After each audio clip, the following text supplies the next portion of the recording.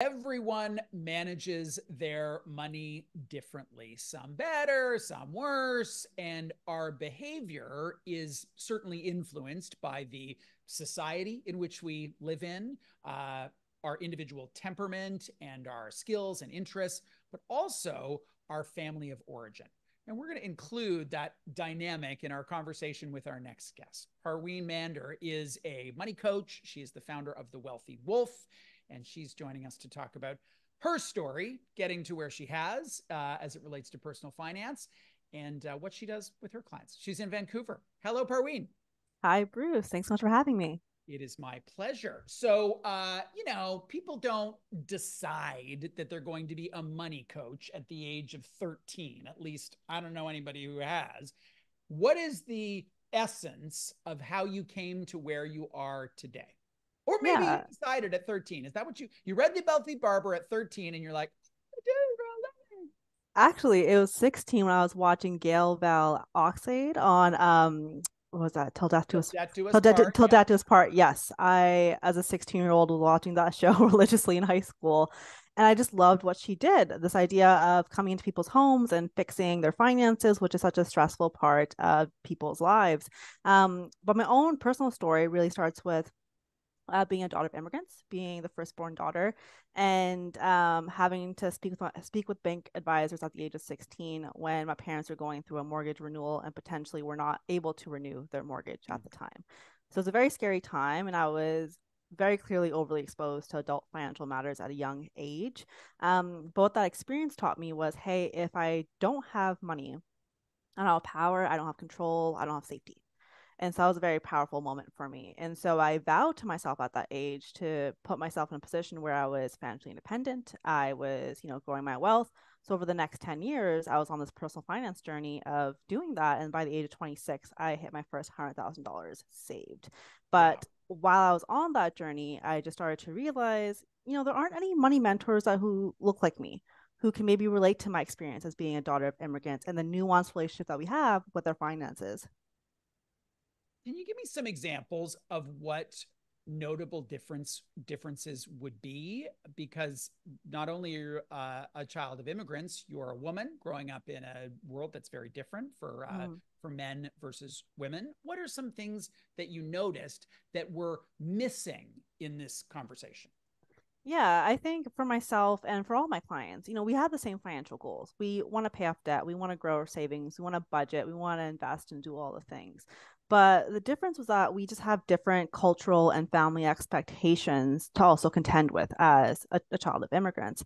And the biggest one's probably immigrant guilt. So this idea that, our parents worked really hard to survive in a new country and that sacrifice, and how do we repay that sacrifice?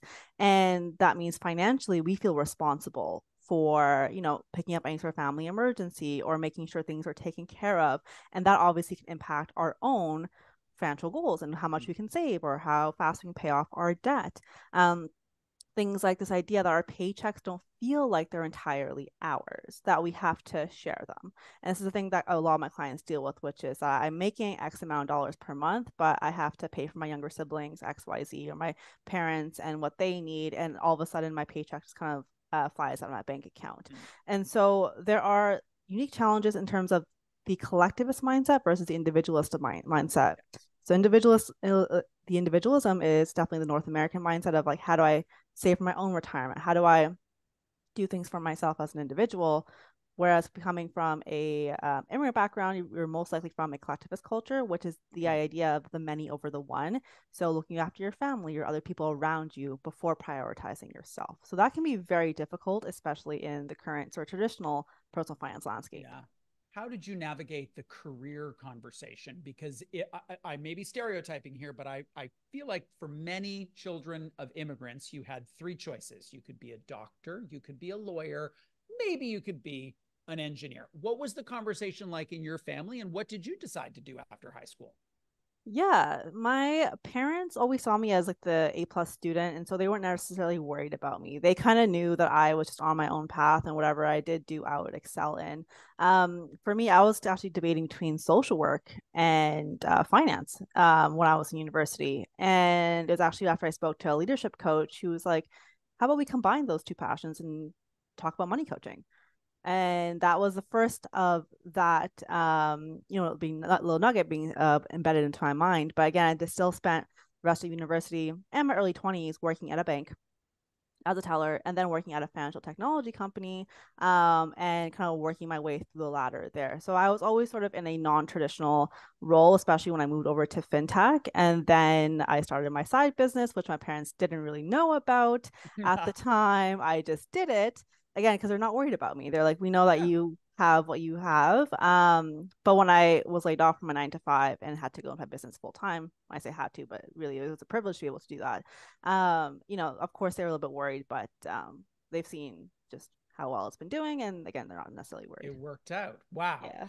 Yeah. One of the things you talk about is something you call quiet wealth building. Mm. What does that mean? Yeah, quiet wealth building. Um, Within the South Asian community specifically, money is a very taboo topic. And I think this can apply to a lot of cultures, right? Which is money is a very taboo topic. But what I'm finding that with my clients, especially, there's this need to kind of keep their finances in secret because there's a lot of commentary and shame, whether it's from their family or extended family, about what they may be doing with their finances. So quiet wealth building is really this idea that you can take control of your money, you can be working on your finances behind closed doors in secrecy, and growing your savings, paying off your debt, and building that confidence. But we don't necessarily have to publicize that to criticism, or in some cases our family feeling like they have entitlement to some of what we may be accumulating in terms of our wealth. When you look 3 decades ahead, let's say, and the Parweens of 2054, 64 are growing up and watching Gail Vazoxalate on YouTube for when they're, the generation prior that was a big deal. What are some things do you hope our reality in that time will include? Yeah, I think just a little bit more open conversation about the nuances that we have as daughters of immigrants and as kids of immigrants with our relationship with money. And it's not necessarily this dominated space of, like I was mentioning, your own goals, individualistic goals. And what I'm also finding too is that when I'm creating content that's specific about, money struggles of my audience, whether it's, hey, I saved up $30,000 and had to give it all to immigrant parents, I'm finding that it's a space within social media that does lead to judgment. People are like, how could you do that? Why would you lend that money? I would never do such a thing. Oh, you're lying. That probably doesn't happen. And so, even kind of being able to talk about our experiences feels like it's an unsafe thing to do. And I'm trying to, again, establish them more normalcy around that too. But I think that's probably my main thing here, which is that we are able to talk about these things and have those safe spaces without the external shame or judgment. It's interesting just reflecting on my non-immigrant background and the values in my family. There was an expectation that you would save starting very young and you would save for retirement starting very young, but that I would never be on the hook for care for my parents when I was a grown child. Very different. As kids of immigrants age into this time in which the expectation is you're going to save for retirement, how do you think about that? Because in a typical model, if that traditionalist model carries through for when you're retired in, I don't know, 60 years from now, I'm oversimplifying this. You've got it made in the shade. You don't have to pay for retirement because your kids are going to welcome you into your home. How do you think about financial planning when there is this cultural thought that you're going to move to the kids' home in Yeah, 50 years? definitely. It's one that a lot of my clients struggle with, which is, my parents are aging and they're not in a financially good position, and I'll have to support them when they, aren't able to work anymore. And so I have two routes here that I kind of explain to my clients. The first route is looking at their current cash flow today and seeing if there is the ability for us to maybe putting aside money into their parents' investments or RSPs or TFSAs on their behalf. And so we're able to grow and accumulate a little bit more wealth over time, whether they have 10, 15 years left until their parents retire. So that's the option number one.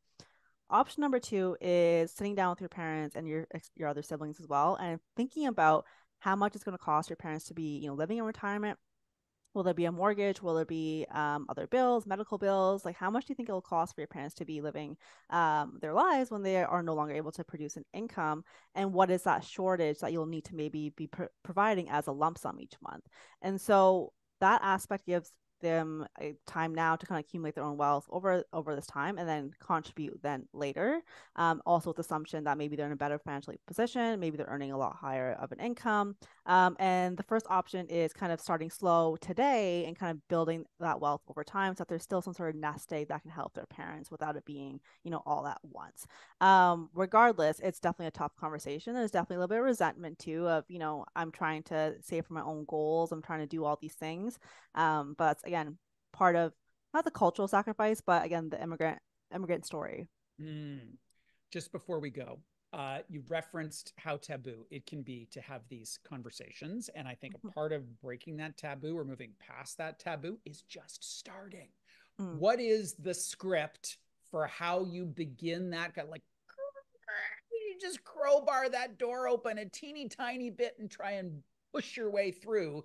What's the opener? How do you bring that up for the first time?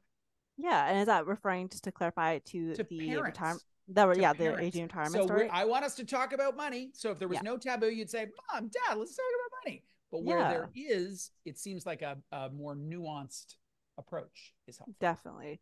So one thing I tell my clients is, there are certain safe spaces in your life, so whether it's friends, cousins, or whoever, that you may be able to have an honest money conversation with.